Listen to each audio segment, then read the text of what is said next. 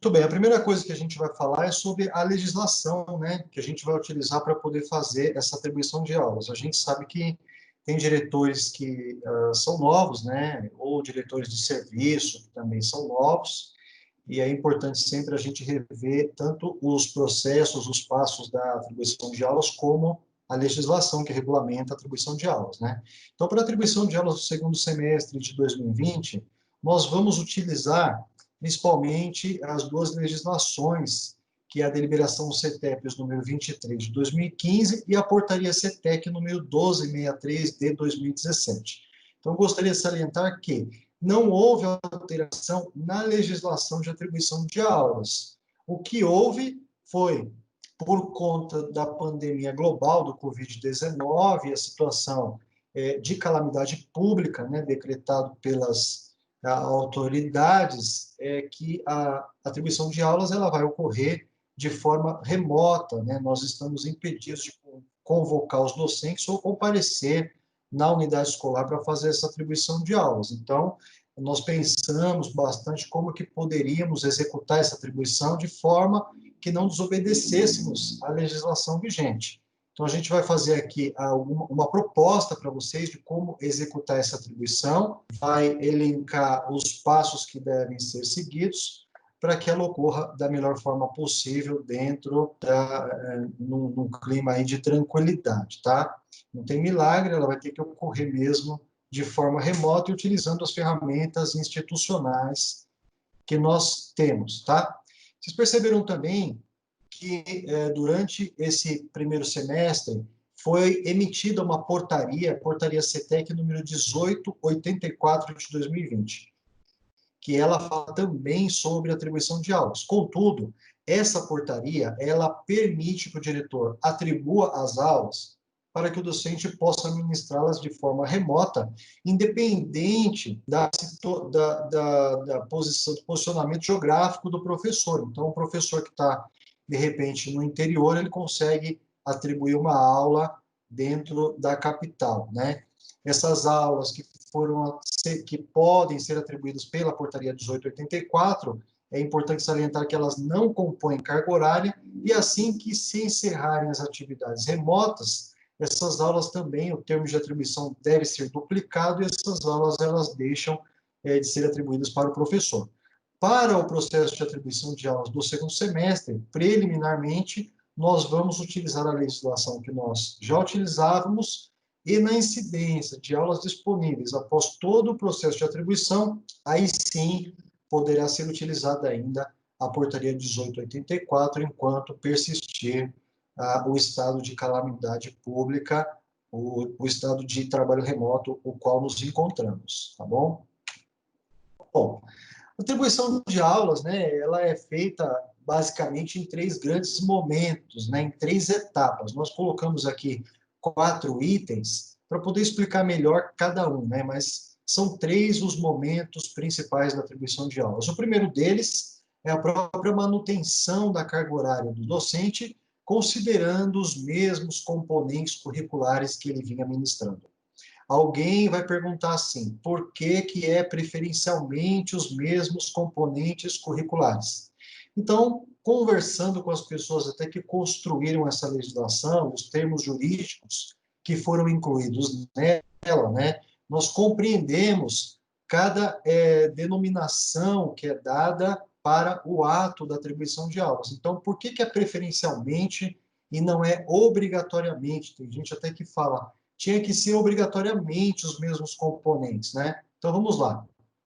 Por que que é preferencialmente? Então, vamos fazer uma analogia que se faz muito na área jurídica também, para poder exemplificar, para poder explicar as terminologias adotadas na legislação, né? Então, vamos imaginar que eu estou conduzindo um automóvel, vou acessar uma rodovia, e tem lá uma placa de dê preferência.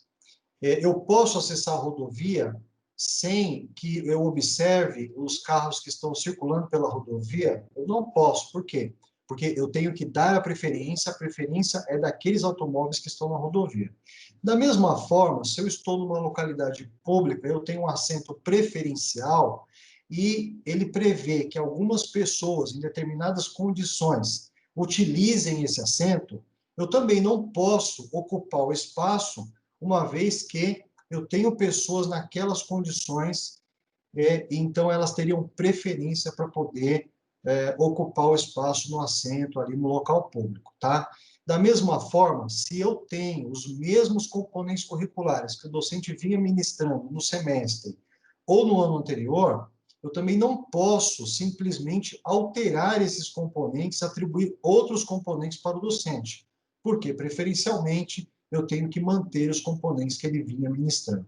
Se o termo utilizado na legislação fosse obrigatoriamente eu tenho que manter os termos, os componentes curriculares que ele vinha ministrando, e eu tivesse uma alteração no quadro de aulas da unidade, e eu não tivesse aquele componente para atribuir, eu também não teria autorização legal para compor a carga horária do docente. Isso cairia em terra o conceito de manutenção de carga horária que está previsto na deliberação 23 de 2015. Então, vencendo essa etapa, fechando esse parênteses sobre a explicação da terminologia preferencialmente, nós entendemos lá que o primeiro momento da atribuição de aulas eu vou fazer a manutenção da carga horária do docente, utilizando os componentes curriculares que ele vinha ministrando. Ao mesmo tempo que eu faço a manutenção dessa carga horária, eu também tenho presente ali no item 2 a recomposição da carga horária do professor.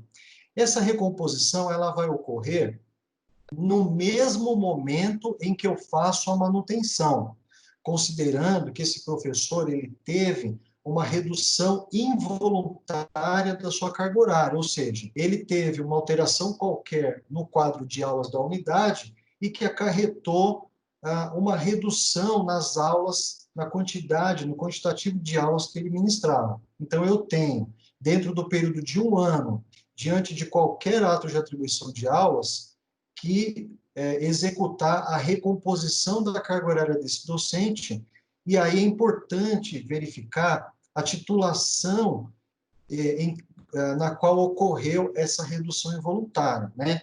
E aqui eu vou fazer um outro parênteses para explicar com relação, temos hoje muitos docentes que possuem 2 titulações ou mais. Então, para cada titulação, o docente deve ser classificado na lista de classificação e pontuação docente de forma diferenciada. Então, provavelmente, né, ele deve aparecer na lista, se ele tiver 2 titulações, ele deve aparecer na lista de classificação em 2 posições diferentes.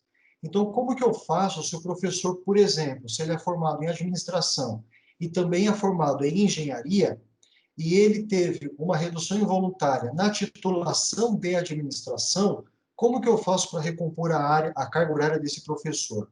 Eu posso, no momento que chegar na lista, vamos supor que na administração ele tem um posicionamento melhor do que na titulação de engenharia. E ele perdeu aulas na titulação de engenharia.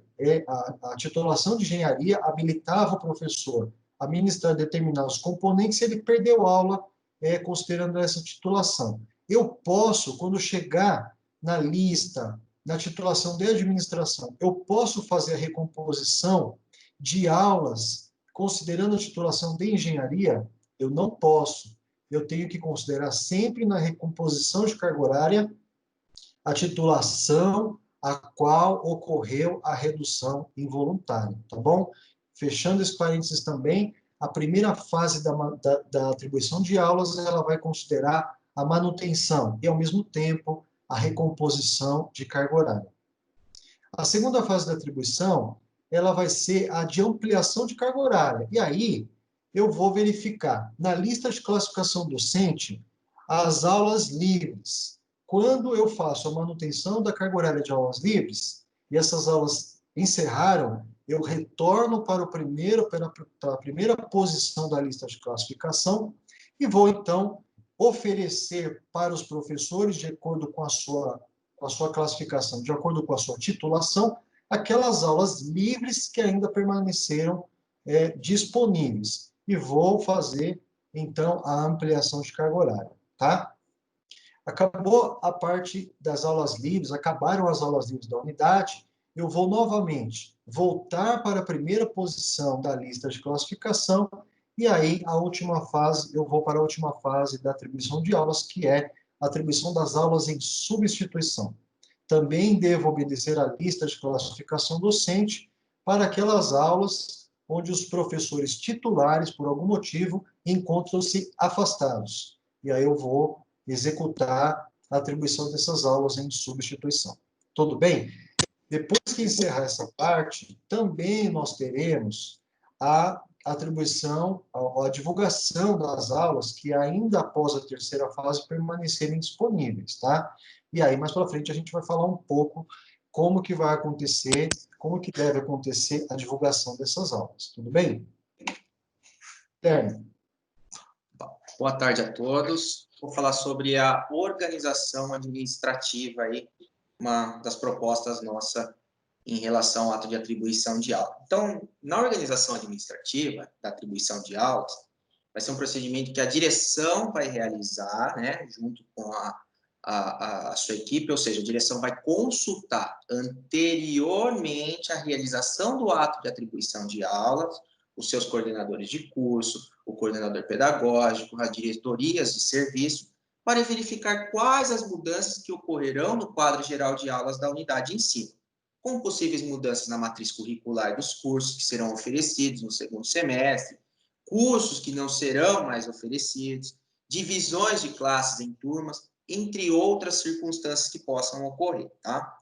Nesse contexto, né, de pandemia que a gente se encontra, a consulta equipe de gestão para a organização antecipada da atribuição de aulas é relevante para que a direção possa realizar o ato de atribuição de aula dentro do regramento legal. O Dário já falou, dentro da deliberação CETEPS 23/2015, dentro da portaria CETEC 1263 de 2017, ambas as legislações que dão o suporte para o processo de atribuição de aulas.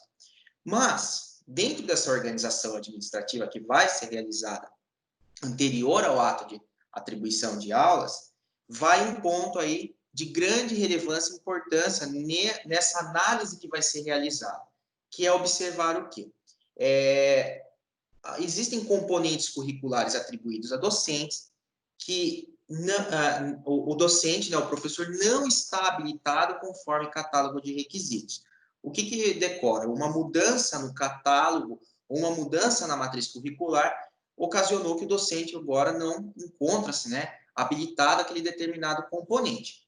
Podemos citar também como exemplo circunstâncias em que já ocorreram consultas à área, né, a área de gestão de pessoal, em que o docente há 5 anos estava ali ministrando um componente a qual não era habilitado, ou até mais tempo, 10 anos, ou seja, vou citar um exemplo de 10 anos, o professor foi contratado por meio de um concurso público, naquele momento ele era habilitado, decorrente a essa evolução, decorrente às mudanças, né, dentro do catálogo ou dentro da matriz, esse professor ao longo do tempo passou a não ser habilitado, mas permaneceu com o componente. Então, nessa organização administrativa a ser realizada pela direção e sua equipe, deve observar também esse parâmetro da habilitação do docente, porque é um momento oportuno no ato de atribuição de aula regularizar na atribuição o componente, né, a qual o docente não é habilitado.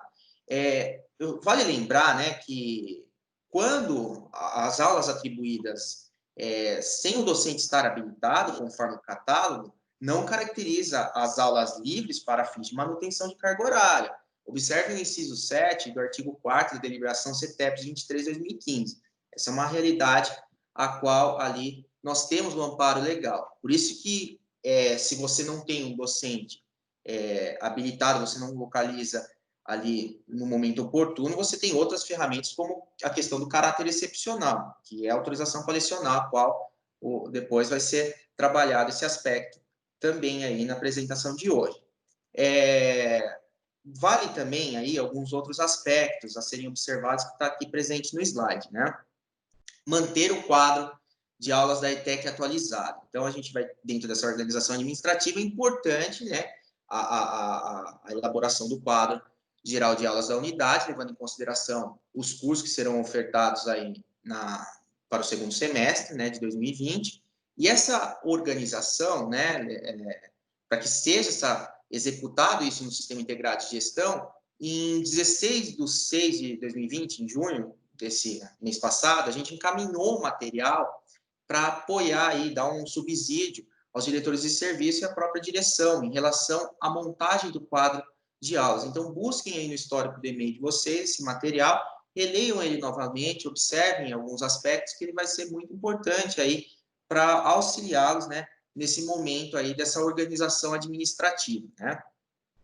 Outra circunstância que também eu posso apontar aí também que está na apresentação é a exclusão de uma turma com aulas atribuídas, né? Se for realizar isso, caso seja necessária essa exclusão, né, somente a turmas cadastradas indevidamente e sem vínculo, né? Porque se você excluir algo que esteja vinculado a um termo de atribuição de docentes ou de outros docentes, isso pode gerar uma divergência em sistema. Então, muita cautela aí dentro dessa organização a qual a gente vem aqui apresentando no decorrer aqui. Por favor, Gabi, você pode passar, por gentileza? Slide. Então, vamos falar agora um pouco, falamos da organização administrativa, vamos falar um pouco, então, sobre a proposta do ato de atribuição de aulas aí para esse segundo semestre de 2020. Então, a atribuição é um ato de responsabilidade do diretor de ETEC, isso está previsto na legislação vigente, e caso, né, haja o entendimento da direção em realizar a atribuição de aulas de forma sincrônica, simultânea, por meio da ferramenta virtual existente, entre sua equipe de gestão e os seus docentes, a direção poderá realizar. Contudo, nossa sugestão é que a direção realize o ato de atribuição de aulas com a equipe de direção, que vai realizar o ato de atribuição de aulas através desse mecanismo remoto, através da ferramenta que nós temos institucional, seguindo a lista de classificação docente, só que o professor ou docente irá acompanhar a atribuição pelo sistema integrado de gestão. Como assim? Ele vai logar através do seu CPF e através da sua senha, né, o sistema integrado de gestão, e lá ele vai conseguir visualizar em tempo real o quadro geral de aulas da unidade. Logo, a equipe de gestão, então, ali, realizando o ato de atribuição de aula, a partir de que ele busca dentro da lista de classificação docente o primeiro colocado, vamos supor que é o professor Dário, então é o primeiro colocado, ele vai, então, a equipe de gestão, então, vai ali realizar o ato de atribuição do professor. Quando alimentar o termo, né, com os componentes curriculares, seguindo a manutenção, a recomposição, o procedimento legal existente, o quadro vai ser alimentado automaticamente. Logo, o professor Dário, logando, vai conseguir ter acesso simultâneo, né, às informações, obtendo aí a transparência devida ao processo, tá? Ele vai poder daí, então, no quadro, visualizar o curso, o componente e a carga horária respectiva. Então, há essa publicidade, há essa transparência. A gente recomenda que a equipe de gestão, então, dentro dessa nossa sugestão, ela, terminando o ato do professor, né, que, seguindo a lista de classificação, ela já salve o termo em PDF e encaminhe no e-mail institucional do docente, para que o docente já tome ciência do termo de atribuição de aula a qual foi realizado aí, tá? Essa nossa sugestão, ela vai de encontro à seguinte circunstância. Estamos no momento de pandemia, estamos utilizando a ferramenta remota, e mesmo nessa reunião agora, pode ser que tenha uma queda de energia aqui na minha residência. Eu posso ter um problema de conexão aqui na minha internet, e pensando no ato de atribuição de aula, então você tem a equipe de gestão ali, vocês, então, entendem que o professor tem que estar participando, daí cai a conexão do professor Dário, primeiro colocado. Ele não consegue retornar. O que vai acontecer? Vai atrasar todo o processo de atribuição de aula, vai dificultar o andamento da atribuição de aula. Logo, vocês, dentro dessa organização administrativa, estarão pensando, no que o Malo adiante vai falar, num cronograma da atribuição. Logo ali você vai ter um prejuízo e assim, então, você não vai conseguir dar continuidade à atribuição. E nós temos hoje ferramentas que nos permitem essa transparência e que permite que o professor acesse e consiga ver pelo sistema integrado de gestão o andamento da atribuição de aula dentro do quadro geral da unidade. Então, essa é a nossa sugestão. E cabe ainda ressaltar um aspecto: nós não temos subsídio, amparo legal governamental, tanto na esfera federal como na esfera estadual, para que possa ser realizado o ato de atribuição presencialmente. Então, a ferramenta remota, ela é o mecanismo hoje existente frente a essa situação excepcional que nós vivenciamos, e ela vai seguir, né, essa formalidade, sendo essa nossa sugestão para que seja realizada a equipe de gestão, mas que o docente consiga ter acesso por meio do sistema integrado de gestão, visualizando o quadro e recebendo já de imediato, né, o PDF do seu termo de atribuição de aula no e-mail institucional. Então, para que esse ato ocorra, né, da melhor forma possível, né, que seja, né, mais tranquilo, que não tenha toda aquela tensão, né, que envolve aí o dia da atribuição de aula, ali, né, o período pré-atribuição de aulas. Então, nós elaboramos, né, conversamos bastante aqui, eu, Dário, Guilherme, pensando em estratégias, né, e até orientações para passar aqui para vocês, para tornar esse momento, né, realmente mais tranquilo e dar total transparência, né, e publicidade das informações aos professores, né, tendo em vista que a nossa sugestão é que essa atribuição não ocorra ali, né, mesmo com o professor remoto, né, em tempo real com o professor em reunião ali no Teams, considerando todos os possíveis problemas aí que o Guilherme até já orientou. Então, para que ocorra, né, essa transparência, publicidade, nós recomendamos que a direção da escola elabore um e-mail, né, para ser enviado para todos os professores antes, né, aí do dia da atribuição de aulas, antes do dia 1º, para dar ciência a esses professores de como vai ocorrer esse ato de atribuição de aulas. E aí, né, procurar dar essa tranquilidade aos professores, para que eles tenham ciência de que a direção da escola irá, né, agir de forma a garantir, né, todos os direitos desse professor, né, fazer a manutenção da carga horária dele, né, conforme estabelecido aí na legislação. E aí, o que nós sugerimos aqui? Acredito que muitas escolas já têm esse procedimento, né, aquelas que porventura não fazem, que é a elaboração do cronograma para ser enviado para os professores. Esse cronograma seria uma, digamos que uma previsão, né, do horário da atribuição de aulas, que vai ocorrer a atribuição de aula daquele professor. E como nós fazemos, né? Eu já vi aí em algumas escolas 2 modelos diferentes. E aí você vai utilizar a mesma metodologia que você já utiliza aí com os seus professores, né? A forma que você tem se comunicado com os seus professores, a gente não quer que isso seja alterado em hipótese alguma, né? Porque é a ferramenta que você já utiliza, né, para ter esse diálogo, essa comunicação aberta com os professores. Os modelos que a gente já viu aí em algumas escolas, desse cronograma, alguns colocam por horário específico, né? Então, vai lá, seguindo a lista de classificação docente, professor Marlon, professor Guilherme, professor Dário, e assim vai. Então, se eu vou começar a minha atribuição às 8 horas da manhã, então vou colocar lá, 8 horas, o Marlon, 8h10, Guilherme, 8h20, Dário, 8h30, fulano, né? E assim cria esse cronograma aí de todo o dia da atribuição de aula. Outro modelo que eu particularmente também já vi, e aí repito, né, e reforço, você vai utilizar aquele que melhor se identifica com você e com a sua equipe.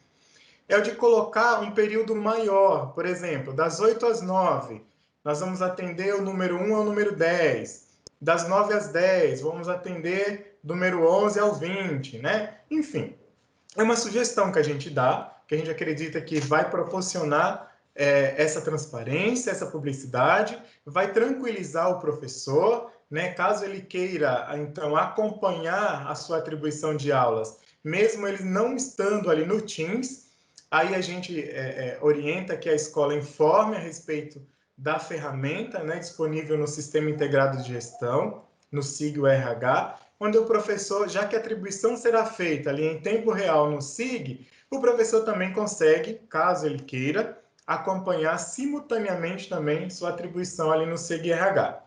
Então, só tentando padronizar aqui a nossa orientação. Então, encaminhar um e-mail para os professores, né, informando desse cronograma que foi elaborado antecipadamente, e aí, para a elaboração desse cronograma, a gente, né, recomenda até que o diretor, né, peça o auxílio da sua equipe administrativa, da sua equipe pedagógica, né, especialmente o diretor de serviço da área administrativa, o coordenador pedagógico, que nesse momento assim é fundamental para auxiliar a direção, assim como os coordenadores de curso também, né, vão poder ajudar a direção na elaboração aí desse cronograma. Então, no e-mail que vai encaminhar para os professores, informar o cronograma, né, explicar, né, que dado ao cenário atual que nós estamos vivendo, né, de pandemia, né, de trabalho remoto, então o formato da atribuição de aulas também seguirá esse mesmo modelo, né? O formato será de forma remota.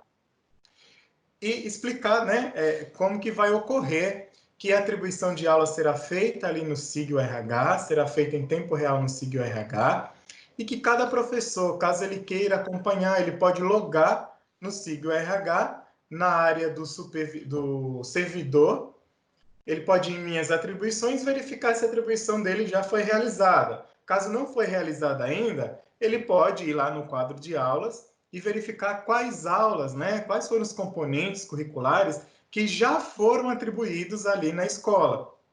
Então, assim, o SIG-RH, ele trouxe para a instituição, assim, um ganho muito grande, né? Então, essas duas palavras-chave que eu comentei no início, a transparência e a publicidade, o SIG-RH veio nos garantir tudo isso. Então, nada mais hoje se faz, né, por debaixo dos panos, às escondidas, estou guardando aula para fulano, ciclano. Não, né? Porque o SIG dá essa transparência. Então, tudo que está ali, que foi atribuído, vai aparecer. O que não foi atribuído também vai aparecer ali no SIG, o RH, e o professor tem acesso a todas essas informações, tanto o professor da sua ETEC, como qualquer outro professor da instituição. Mesmo assim, a gente sabe que tem professores, né, que não têm essa facilidade, né, de acesso ao SIG, de ver a sua atribuição de aulas ali, né, e para garantir, então, né, essa transparência, publicidade, o que nós recomendamos? Exatamente o que o Guilherme falou anteriormente. Assim que finalizar a atribuição de aulas, por exemplo, estou fazendo a atribuição de aulas lá do Malon. O que eu vou fazer? Finalizei a atribuição, vou salvar o termo de atribuição do Malon ali em PDF e naquele exato momento já vou encaminhar para o e-mail do professor.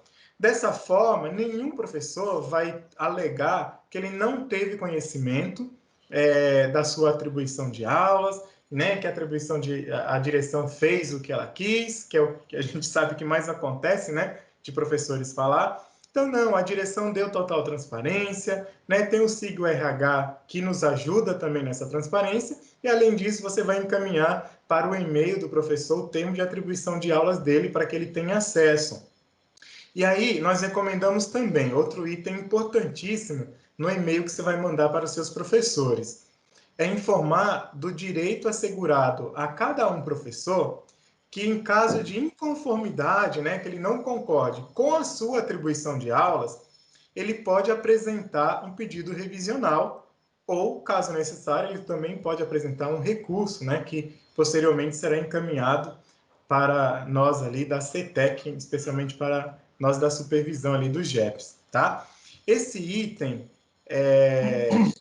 pedido revisional e recurso, eu vou explicar na minha próxima fala mais especificamente, né, como que a escola vai atuar frente a esse procedimento, tendo em vista que a gente não tem ninguém na escola, né, para protocolar esse pedido do professor. Após a realização, né, dessa organização administrativa, após a realização do ato de atribuição de aulas e permanecendo ainda aulas disponíveis para serem atribuídas, a direção deverá divulgar para todas as escolas essas aulas disponíveis. Vale lembrar que essa divulgação ela vai ocorrer com base na deliberação 23 de 2015. Então, aqui, nós estamos falando das aulas que podem ser ministradas presencialmente. Então, primeiro eu vou divulgar as aulas para aqueles professores, eu divulgo para todas as escolas, mas eu deixo claro na minha divulgação de que essas aulas elas estão embasadas nessa legislação, de que o professor, nesse primeiro momento, ele deve ter as condições, caso ele tenha interesse de atribuir essas aulas, caso a gente tenha um retorno, de continuar ministrando essas aulas. Então, essa primeira divulgação ela vai ser como ocorria, né, normalmente, antes dessa situação de trabalho remoto, para o professor que possa ministrar as aulas presencialmente, tá? Considerando o calendário escolar e o recesso previsto entre o primeiro e o segundo semestre, nós estamos propondo um prazo de 2 dias para que os docentes possam manifestar interesse por essas aulas, tá bom? Mesmo divulgando as aulas para os professores habilitados e que tenham condições de ministrar as aulas presencialmente e ainda permanecendo aulas disponíveis, daí a direção poderá verificar a possibilidade de solicitar a autorização para lecionar. O que significa isso?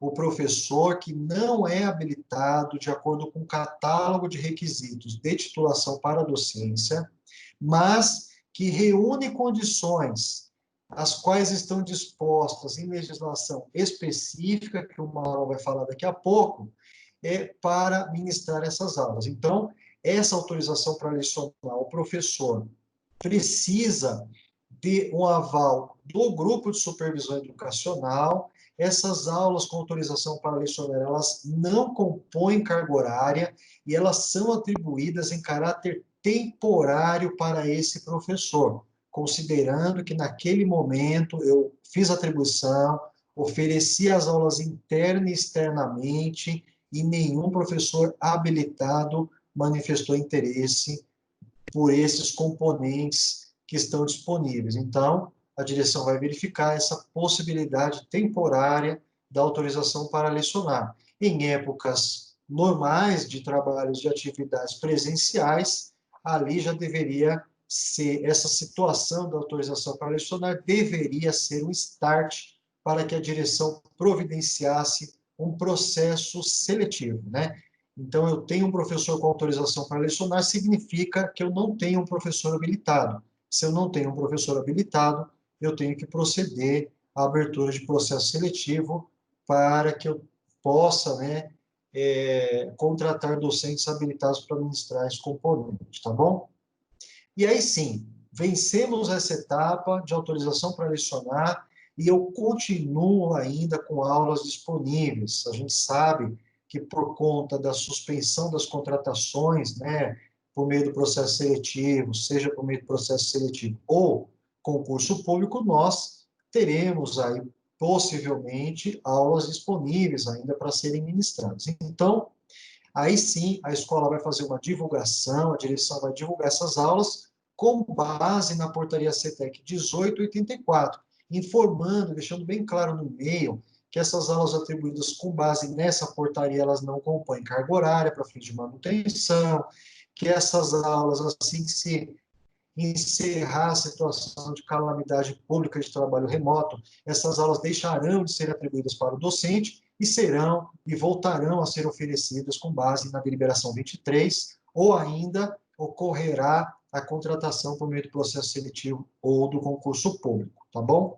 Então, essa divulgação, esses procedimentos, eles devem ocorrer após o ato de atribuição de aula, seguindo essas 3 principais fases e nessa sequência que foi colocada aqui nessa apresentação. Tá? O registro no SIG-RH, né? Então, a gente tem, de início, né, fazer uma referência quanto ao memorando circular CETEC, emitido pelo Grupo de Supervisão Educacional, área de gestão pedagógica, número 23/2020. Dentro desse memorando circular, ele contém informações relacionadas, né, às datas, né, que serão iniciadas atividades pedagógicas aí para o segundo semestre.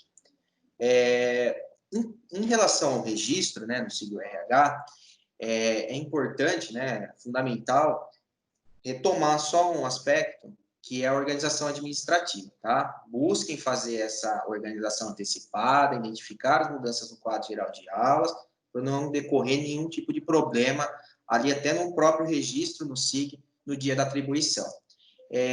Não esqueçam, né, de arquivar as turmas do primeiro semestre dos cursos modulares. Não é para arquivar os cursos do ETIM e nem do ensino médio, somente os do primeiro semestre, para que vocês possam ali cadastrar os novos cursos, né, no quadro geral de aulas e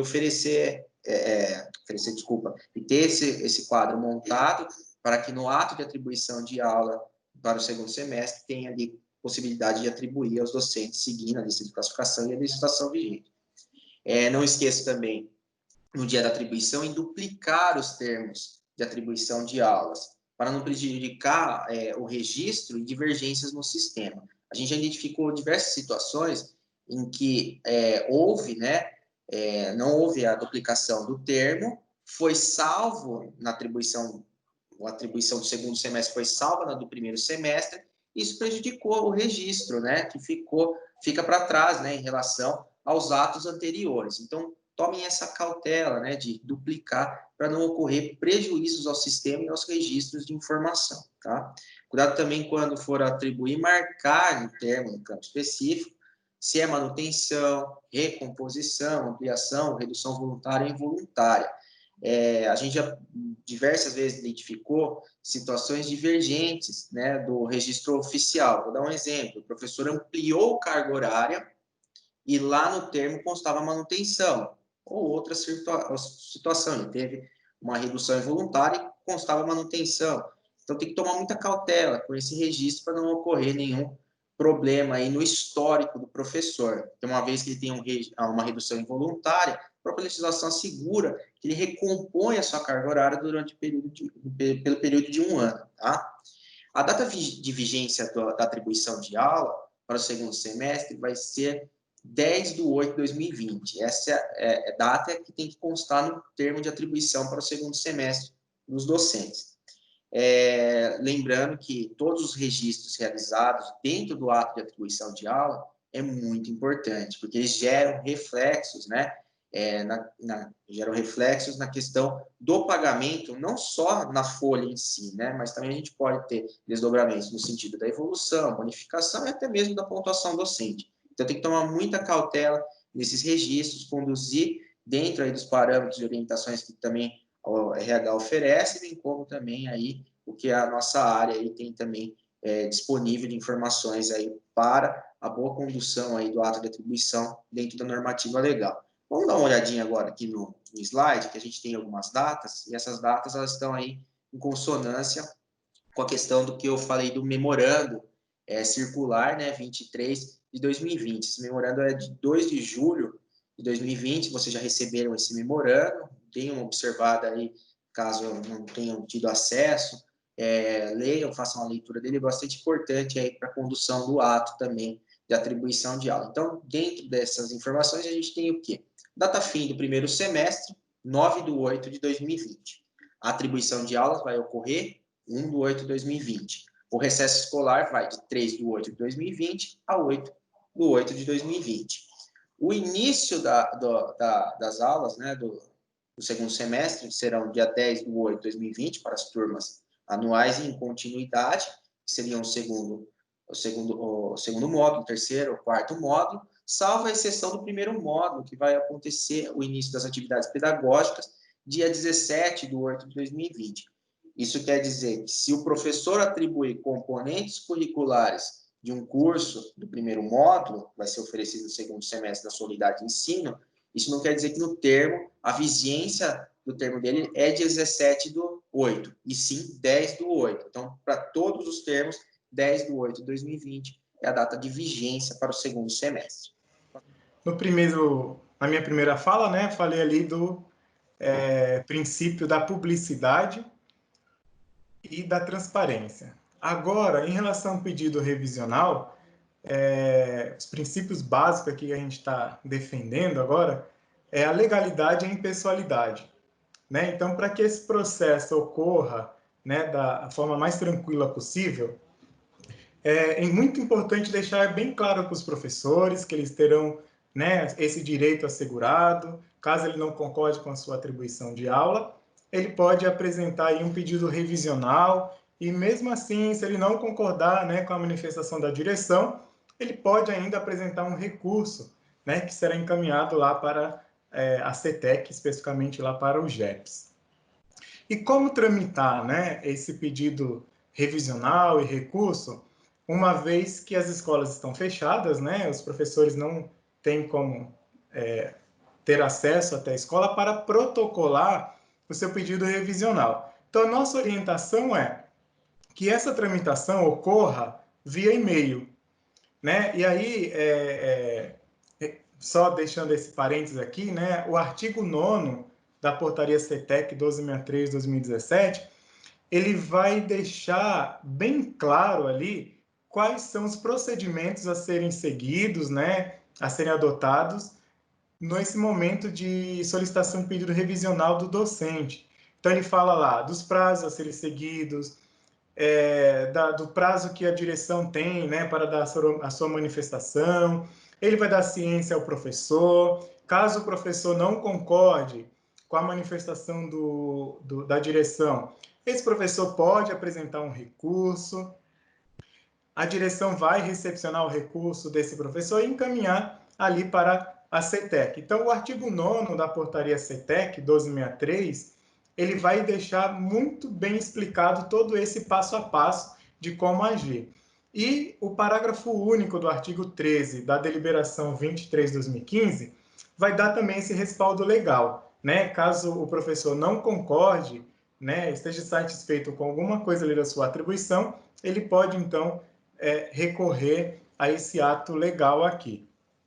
E aí, assim, o que a gente sempre procura deixar claro para os diretores é nesse momento que acaba sendo muito estressante, principalmente, né, aí para quem está na gestão, né, para quem está na linha de frente, procurar não se abalar tanto quando vierem as reclamações dos professores, né? O professor vai reclamar sobre uma atribuição, aplica aqui esse artigo, né? O artigo 9º e o artigo 13 da deliberação.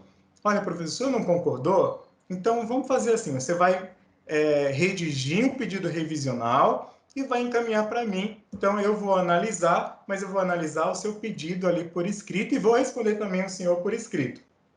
A gente acredita que essa é a melhor forma para tentar minimizar, né, esses ruídos aí na comunicação.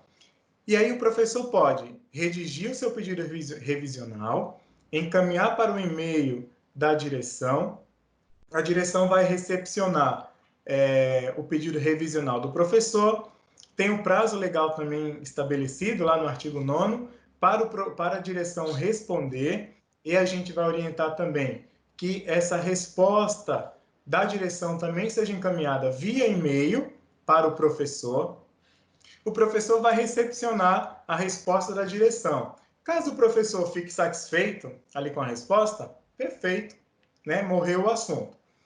Caso o professor não concorde, aí ele tem o direito, né, de apresentar um recurso. E ele vai fazer da mesma forma que ele deu entrada ao pedido revisional, ele vai dar entrada nesse pedido recursal. Também ele vai redigir, né, um recurso, vai encaminhar para o e-mail da direção, a direção vai recepcionar o recurso desse docente e vai encaminhar ali para o GEPS através do e-mail pessoal.supervisão. E aí, o artigo 9º também explica quais são os documentos, né, que a direção tem que encaminhar para o GEPS, né, que é o pedido recursal, o pedido revisional, a manifestação da direção. São os documentos ali que a legislação orienta para que a direção encaminhe para a análise da supervisão. E aí a gente deixa, né, livre e aberto para cada direção aí, dependendo do caso, cada situação. Você pode mandar outros documentos que acharem necessário para que deem mais subsídios ali à supervisão na análise do recurso do professor e entender também como que esse ato ocorreu ali na escola, né? Porque tal fato aconteceu e por que o professor não concorda com aquele ato. Então, você pode mandar o anexo 5, pode mandar o anexo 6 ou outro documento que achar pertinente. O GEPS, então, vai recepcionar a documentação encaminhada pela direção da escola e também vamos responder ao diretor, né, no e-mail da direção da ETEC, vamos responder ali o pedido recursal desse professor, né, sendo deferido ou não. E a direção, então, vai dar ciência ao professor.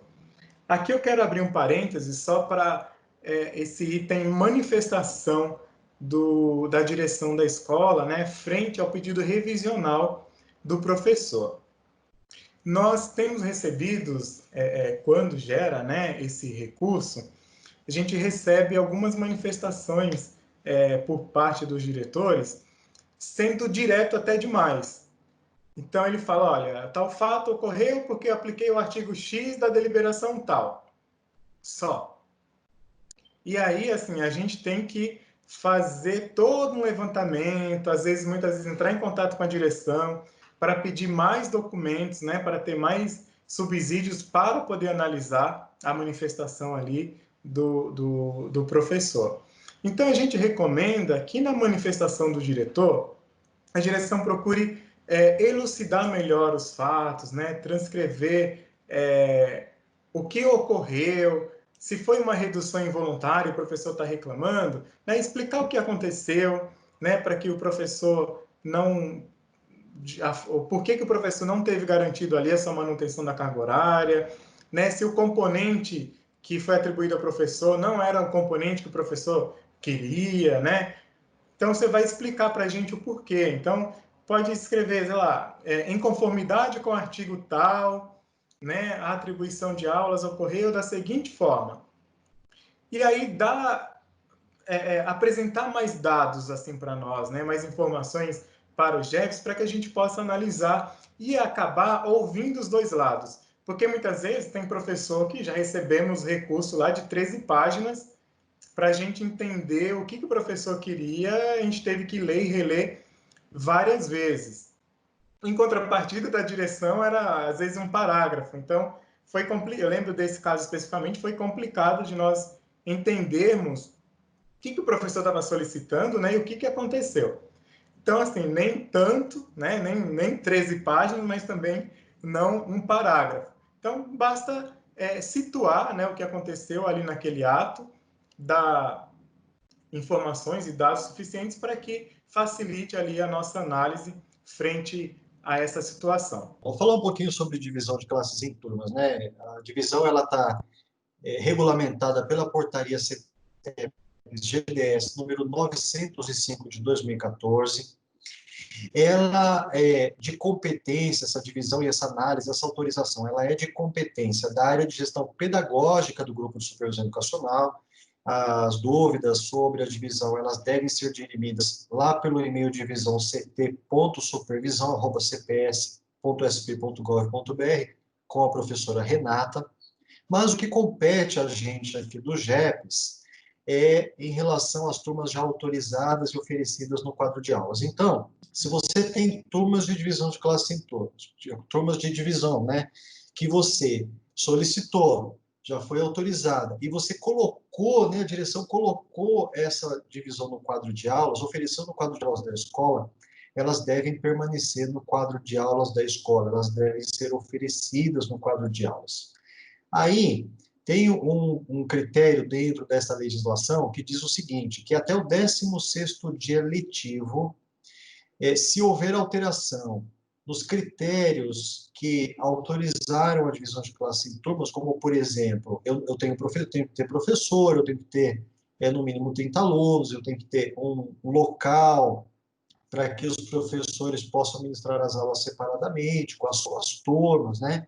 Então, se houver modificação nesses critérios, aí a direção deve direcionar para a área competente essa informação com a possibilidade de cessação dessa divisão de classes em turmas. Isso pode acontecer até o 16º dia letivo, tá?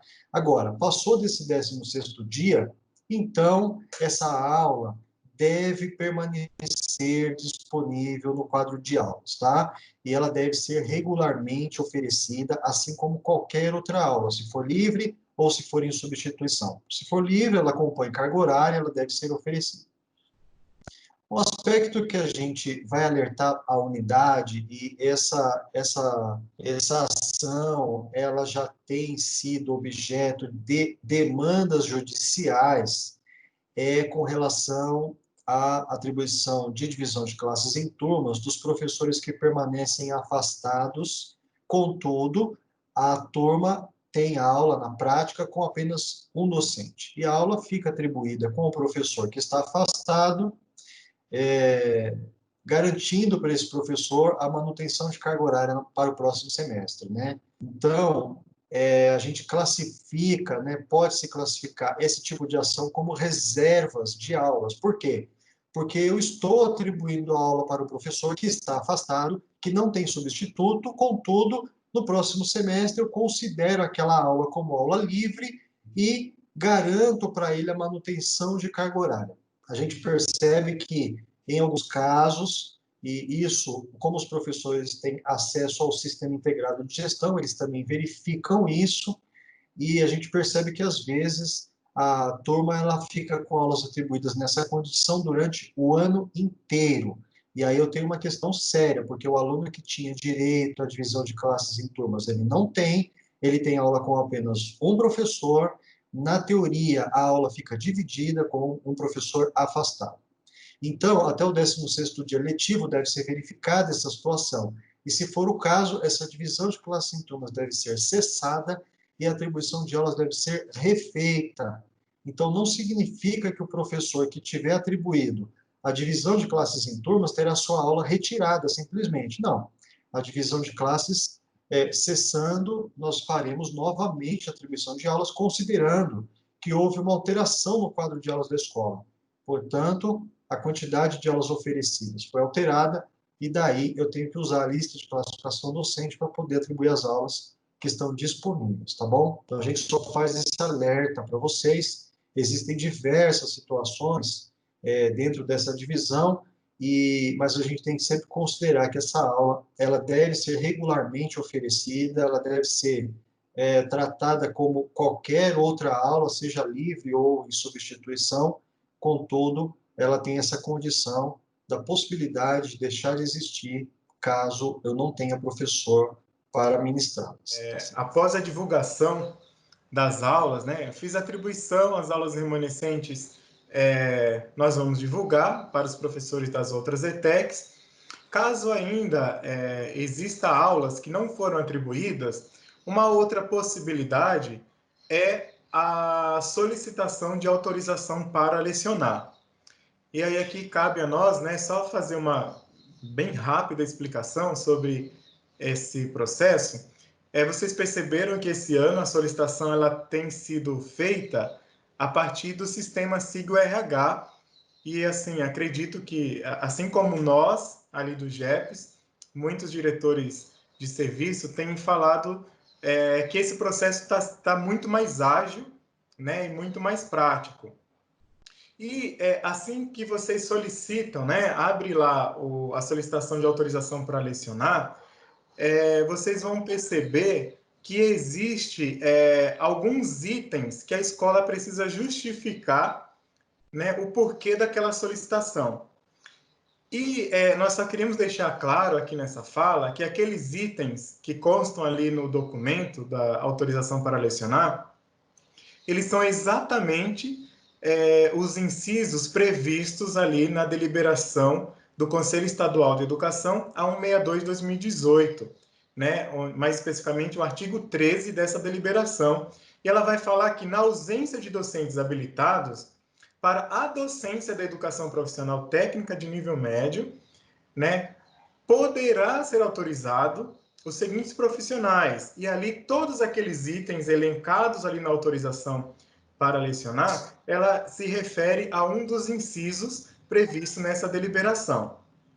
E aqui, assim, uma rápida análise que nós fizemos nas autorizações que nos foram solicitadas nesse primeiro semestre, a grande maioria se enquadra no item que fala que profissionais graduados em cursos superiores de outras áreas, com mínimo de 160 horas no componente curricular ou em componentes curriculares afins.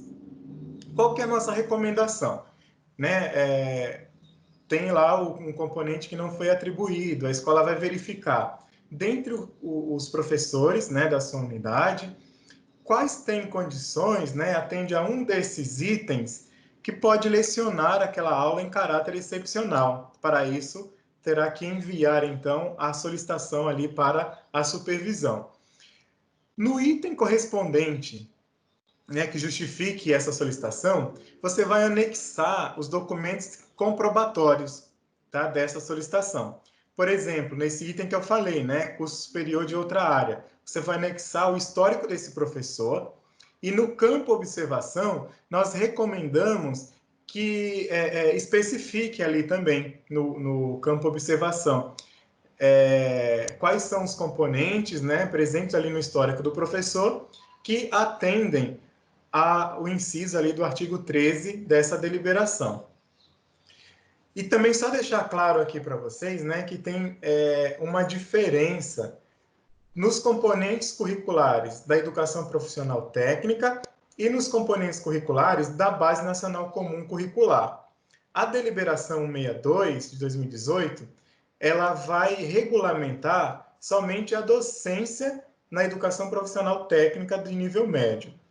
Enquanto que a indicação do Conselho Estadual de Educação, a 157 de 2016, ela vai regulamentar a docência nos componentes curriculares da Base Nacional Comum Curricular.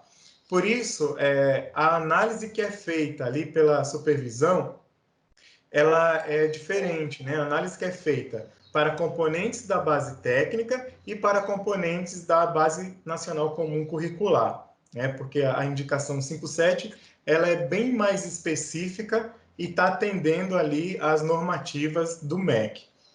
Outra coisa assim, né, só para, acredito que a maioria dos diretores também já tem conhecimento, mas o nosso catálogo de requisitos, né, o famoso CRT, Catálogo de Requisitos de Titulação para a Docência, ele também é alimentado com base nessas duas legislações, né? Eles atendem tanto a deliberação 162 quanto a indicação 157.